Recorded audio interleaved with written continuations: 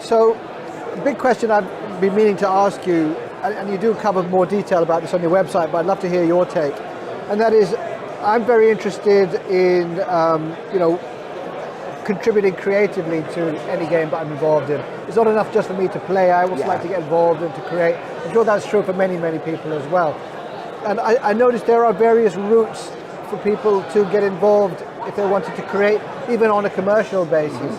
Could you talk a little bit about that to simplify? Yeah, there's basically 4 different ways in at the moment. Firstly, the fair use policy that basically says you can do anything you like with Traveller and publish it so long as you're not copying huge swathes of text and you don't charge money for it. Okay.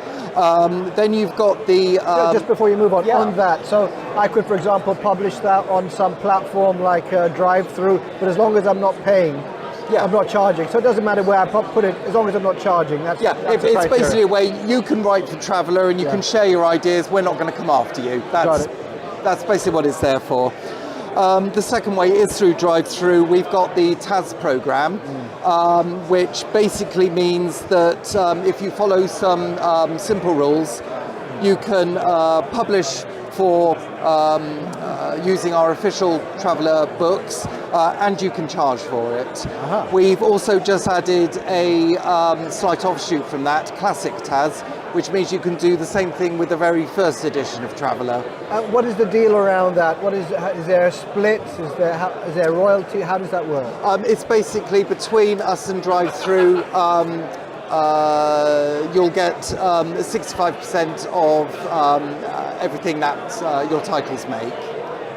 And the other percentage is shared between yourself and Drive-Thru? Yeah, it's mostly Drive-Thru. Well, I think that's very reasonable. And so that covers 3, you said 4. Yes, there's, that's just 2 actually. The third one, we do have the Traveller compatibility license. If you're already an established publisher, and that doesn't mean one of the big boys, if you prove that you can actually make decent quality publications and you want to take it to print, the Traveller compatibility license is royalty free. You can use the Traveller logo right on the front, but that's kind of, you approach us and we work. We'll see if we're happy. Out of curiosity, why would you allow someone to do that if you're not getting anything out of it from a royalty We standpoint? do, because it's directly supporting Traveller. I see. So it's supporting the ecosystem. Yeah, it's the same as the old D20 license, effectively.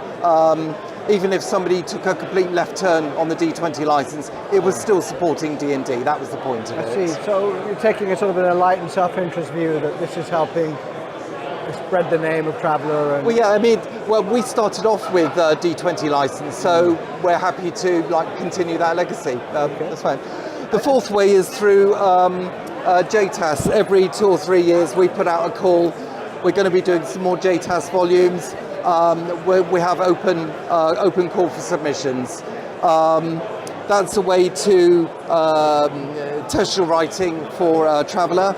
And if we like the cut of your jib on that, we might ask you to do a 32-page adventure after that, and maybe end up with one of the big hardbacks.